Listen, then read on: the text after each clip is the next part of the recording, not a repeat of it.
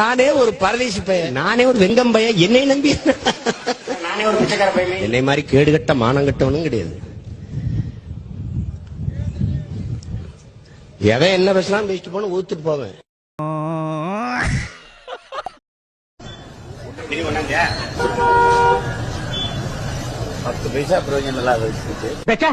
எடுத்துட்டு போடா.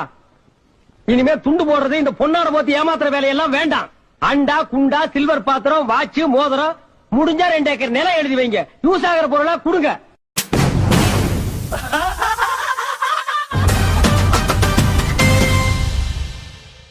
டிவிக்கு ஓட்டு போட்ட எவன்டியாவது கூப்பிட்டு எந்த தொகுதியில எந்த வேட்பாளருக்கு ஓட்டு போட்டுன்னு கேளுங்க, எவனுக்குமே தெரியாது. பல கோடி கொட்டி கொடுத்தாலும் சமரசமாகாத ஒரு வீரன்.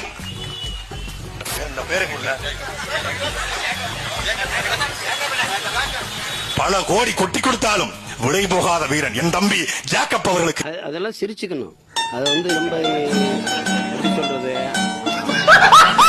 ரொம்ப ஊரையே ஒருத்தன் பாடி வரட்டுறான்னா அப்படி என்ன பாட்டு? 1000 ரூபாய் தாராம் புள்ள அரிசி பருப்பு தாராம்,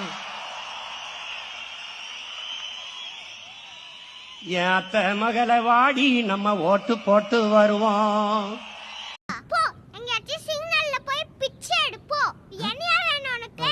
அது இன்னொருத்தங்கிற அந்த நாம் தமிழரா, ஐயோ ஒன்னா நம்பர் பிராடுக்கு பிறந்தவனாகிறானப்பா. அவன் சொல்றாங்க, அரசியல் மேடைக்கு வந்துட்டு நான் வந்து கராத்தேக்கு போனேன், பிளாக் பெல்ட் பச்சை பெல்ட் எல்லாம் சுத்தி சுத்தி செத்தனாங்க, நான் அப்படியே டமாஞ்சி டமாஞ்சி டமாஞ்சி ஓடினேன், எல்லாரும் பயந்து ஓடுறான்னாங்க, திரும்பி விட்டேன் ஒண்ணு. நீ ராஜா எங்க இருக்கிறீங்க வாயன், ஏண்டா அரசியல் மேடை இதுல வந்து பிளாக் பெல்ட் கருப்பு பெல்ட் எல்லாம் தேவையாடா? எங்க அண்ணன் தளபதி ஒரு 65 கிலோ கூட கம்மியா தான் இருப்பாரு. அப்படி பாத்தீங்கன்னா எடப்பாடி பழனிசாமி தான் பெரிய ஆளு, 120 கிலோ இருப்பான் ஆளு. மூட்டை பிடிக்காத மேல ஒரு பை போட்டு தைப்பாங்கல்ல, அந்த சைஸ்ல இருக்கிறான். என்ன வரவெல்லாம் என்னடா இது, இதுன்னு மிட்டாய் கிடையாது. ஒருத்தன் கிளம்புறான் அப்படித்தான். 2021 ஐ எம் கம்மிங், நிக்கிறோம் அடிக்கிறோம் நேரா போய் உட்காந்துக்கிறோம். இப்போ ஒருத்தர் வந்துட்டேன் தூக்கிடுறோம், 26 போய் உட்காந்துக்கிறோம். நாங்க 75 வருஷம் கட்சி நடத்திட்டு குச்சி ஐஸ் வாங்கி சாப்பிட்டுட்டு வீட்டுக்கு போயிடுறோம். அவருக்கு இன்னைக்கும் மதிப்பு இருக்கு. இந்தியாவிலேயே அதிக சம்பளம் வாங்குற நடிகர் தமிழ்நாட்டில் அவர் தான் முதன்மையான நடிகர். உண்மையிலே பார்த்தா அவர் தான் இப்போதைக்கு சூப்பர் ஸ்டார். 150 கோடி அவருக்கு சம்பளம், 30 கோடி வரி போனாலும் 120 கோடி அவர் கையில் இருக்கு. அதை பொருள்படுத்தாம வர்றாருன்னா சரி, வரவேற்க வேண்டியதுதான். தமிழர்களுக்கு நிறைய கோடிக்கணக்கான பிரச்சனை இருக்கு, அதுல போராடுறதுக்கு நிறைய தலைமைகள் கட்சிகள் தேவைப்படுது. நான் என்னுடைய உச்சத்தை விட்டுவிட்டு, நான் அவ்வளவு வருமானத்தை விட்டுவிட்டு வானுவ வீட்டு வாசல எவன்டா நின்னா, உன் வாட்ச்மேன் கூட நிக்கலையடா, ஏன்டா இந்த மாதிரி போய் தலையிற, எது வர? நீங்க எல்லாம் இவரை இவ்வளவு அவமானப்படுத்தியும் அவர் எல்லாத்தையும் சகிச்சுக்கிட்டு இங்க இருக்காரு. ஏன் தெரியுமா? காசு பணம் துட்டு.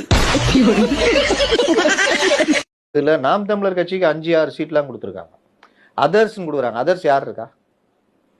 அப்போ 6 சீட்டு 8% வச்சிருக்க நாம் தமிழர் கட்சி 6 தொகுதிகள் ஜெயிக்கும் அப்படின்னா நீங்க யோசிச்சு பாருங்க இந்த எக்ஸிட் போல எந்த லட்சணத்துல இருக்கும்னு.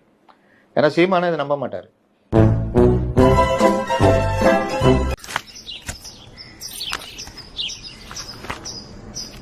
தவசி விருமாண்டி சீனிச்சாமி ரா கருப்பையா கல்லுத்து. டேய் சின்னவன் பேரே படாம பத்திரிக்கை வந்திருக்காடாவ, அப்படி என்னடா சீமை இல்லாத காரியம் பண்றாவ? இனிமே தம்பி வெற்றி கழகத்தைச் சேர்ந்தவர்கள் அவர்களை எதிர்ப்பதோ விமர்சிப்பதோ நம்ம வேலை இல்ல. நாளை பின்ன மாத்தி சொல்லப்படாது. அதனால அவர் அதை பேசுறார் இதை பேசிட்டார் இதெல்லாம் பேச்சு கிடையாது. பேசினா உள்ள வச்சு நவுத்திடுவானுங்க தானே. எலெக்ஷன் டைம் அவ்வளவு உஷாராகிறீங்க. இது அண்ணன் கட்சி, அது தம்பி கட்சி. ஆமா, இதுல யார் அண்ணன் யார் தம்பி? நீ தம்பியா இருக்கும்போது அதான் நீ அண்ணனா இருந்துக்கிறேன்னு சொல்ற. நான் உங்களை சரியாக கற்பிக்கவில்லை, வழிநடத்தவில்லை என்ற குற்றச்சாட்டை கொண்டு வரக்கூடாது. நடிக்கிறியா? எங்கிட்டயே நடிக்கிறியா? நான் நடிக்கலங்க, என்னை நடிக்க விட்டு வேடிக்கை பார்க்கிறாங்க.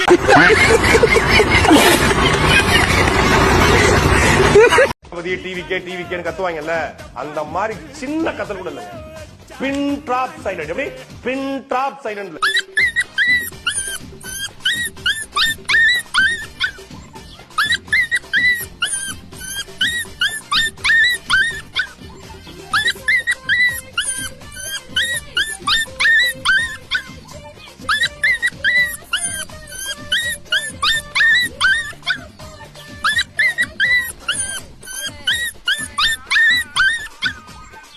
ஐயோ ஒரு பைத்தியக்கார பைலட் அந்த மாட்டிக்கிட்டு படுற பாடு. சரி சரி சரி என்ன ரொம்ப திட்டவும் முடியல. ஒரு அளவுக்கு மேலே வேணால் வேறு ஏதாவது வார்த்தையை பேசி விட்டுருமோன்னு வேற பயமாக இருக்குது. முக்கியமான கட்டத்தை நெருங்கியாச்சு. மணி 11:10 ஆச்சு. காலையிலேருந்து என்னடா அண்ணன் நாம் தமிழர் கட்சி சீமான் வாக்கு என்னலன்னு யோசிக்கிட்டே இருந்தேன். இப்போ தான் கேள்விப்பட்டேன் அண்ணன் ஓட்டு போட்ட பெட்டியோட சாவியை தொலைச்சி விட்டாங்களாம். சாவி இப்போ தான் கிடச்சி எடுத்திருக்காங்க. பெட்டியை திறந்து வாக்கு என்ன போகிறாங்க. இதில் உள்ள எல்லா பேரும் சர சர சர சரன்னு அழிஞ்சு போய் அண்ணன் 234 தொகுதியை வெற்றி பெற்றுவாருன்னு இன்னும் ஒரு 1.5 மணி நேரத்தில் வந்து செய்தி. மறந்துடாதே, சாவி இப்போதான் கிடைச்சிருக்கு. பெட்டியை திறந்தாச்சு. திறந்து அமைக்கி பார்த்தோன்னே சட்ட சட்ட சட்ட சட்டன்னு வந்துருக்குன்னு கேள்விப்பட்டேன். இப்போதான் கொஞ்ச நேரம் பொறுத்துருங்க. கண்டிப்பா நம்ம நினைச்சது நடக்கும் நினைக்கிறேன். இந்த ஆத்தா முத்து மாதிரியே வேண்டிக்கிறேன். எம்ஜிஆர் நமக்கு பண்ண துரோகங்கள்லாம் உங்களுக்கு தெரியுமா? கால கொடுமை அதெல்லாம் சொன்னா கண்ணீர் வரும் உங்களுக்கு.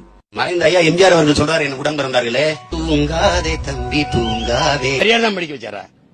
எம்ஜிஆர் தன்னுடைய சொத்துக்களை கடைசியா காது காலாதவர் வாய் பேச முடியாத பிள்ளைகளுக்கு ஒரு அறக்கட்டளை எழுதி வச்சு கொடுத்துட்டு போனார். அப்படி பெரியார் அவர் சொத்தை கொடுத்துட்டு போனாரா? மோத்தா உன்னை பெத்தாலா இல்ல யானை கண்ண கக்குச்சாடா? நான் கேட்க மாட்டேனாங்க, அறிவு வேணாங்க. கருப்பு சாப்பிட வந்தீங்க, இது புரியுதா? 200 இடம் ஜெயிக்கணும்ல. கனவுல கூட நடக்க முடியாத விஷயத்த எவ்வளவு கான்பிடண்டா சொல்றான் பாரு. இல்லக்கா பையா, சீமான் அண்ணா பத்தி என்னடா உங்களுக்கு தெரியும்? ஓரா பேசுனுங்கிற. எனக்கு நல்லா தெரியும்டா. அவர் ஒரு புரட்சி தலைவர். அவரோட ஸ்பீச் எல்லாம் பயங்கரமா இருக்கும். அவர் அந்த ஸ்பீச் கொடுக்கறதுக்கான காரணம் என்ன தெரியுமா? என்ன தெரியும்? வீடியோ பிளே பண்றாரு. ஆட்டு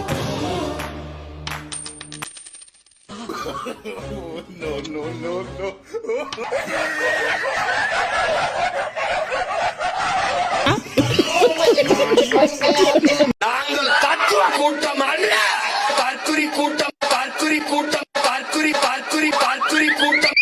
நீ ஒரு பைத்தியக்காரன்டா. 33 வருஷம் என் தியேட்டர்ல போய் படம் பார்த்திருக்கீங்க. அதனால உங்களுக்கு நன்றி கடன் பட்டிருக்கேன். அதுக்காக நான் அரசியலுக்கு வந்து ஏதாவது செய்ய போறேன். நீங்க நன்றி கடன் பட்டிருக்கீங்கன்னா 10 தியேட்டர் கட்டி ஃப்ரீயா படம் பார்க்க விடுங்க உங்க ஆட்களை. அதே தியேட்டர்ல இருந்து வந்தவர் தான் அண்ணன் சீமான். 1967 ஆட்சி மாற்றம் நிகழ்ந்த மாதிரி, 1977 ஆட்சி மாற்றம் நிகழ்ந்த மாதிரி 2026 ஆட்சி மாற்றம் நிகழ போகுது. 2026 அவங்க ஆட்சிக்கு வர்றாங்க, வராம போறாங்க. நாம் தமிழர் ஆட்சிக்கு வர போகுது. புடுங்கு அதெல்லாம் ஒரு கணிக்க மாட்டாங்க. அவ்வளவுதான்.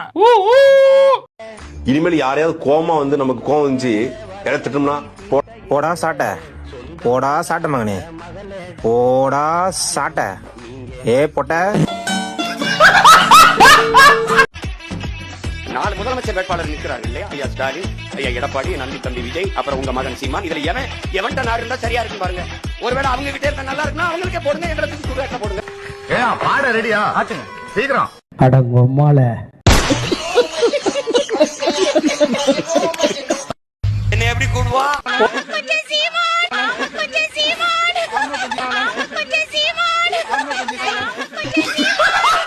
எதிரிகள் யாருன்னு சொல்லிட்டு களத்துக்கு வந்திருக்கிறோம். இப்ப ப்ரோ 2026 சட்டமன்ற தேர்தலில் களத்துல இருக்கிறாங்களோ அவங்கள மட்டும் தான் எதிர்ப்போம். எதிர்க்கிற ஐடியா எல்லாம் இல்ல பாஸ். நீங்க கேட்கிறீங்கன்றதுக்காக எல்லாம் எதிர்த்துட்டு இருக்க முடியாது பாஸ். சினிமாவுல பஞ்சடா நிறைய வேலை இருக்கு தம்பி. ப்ரோ சின்ன கேள்வி ப்ரோ, எப்படிங்க கோயம்புத்தூர் மாவட்டம் ஃபாலோ பண்றீங்களா? உனக்கு என்ன தம்பி பிரச்சனை? கோயம்புத்தூர் மாவட்டம் ஃபாலோ பண்றீங்க, உனக்கு என்ன பிரச்சனை? உன்னை இன்னைக்கு இல்ல ரொம்ப நாளா பாக்குறேன். உனக்கு ஏதோ பைத்தியம் ஆயிட்டாங்க. கேள்வியா கேள்வி. கோயம்புத்தூர் மாவட்டம் ஃபாலோ பண்றீங்களா? போடா. அவனை சொல்லி நிறுத்துங்களேன்டா. சட்டசபைக்கு போவாரா சீமான்? சீமான் ஆட்சியை பிடிப்பாரா? சீமான் பேசுவது சரிதான், கொள்கை சரிதான், அதிகாரத்துக்கு வருவாரா?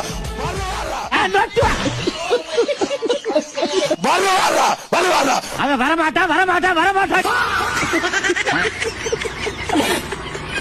தளபதி தளபதி தளபதி தம்பி கீழே இறங்கு. தளபதி தளபதி தம்பி தளபதி கீழே இறங்குப்பா ப்ளீஸ், கீழே இறங்குப்பா. டிவிக்கே ஓகே தேங்க்யூ. கீழே இறங்கு. தளபதி தளபதி தளபதி கீழே இறங்குப்பா. நீ இறங்கினாதான் புத்தம் கொடுப்பேன்.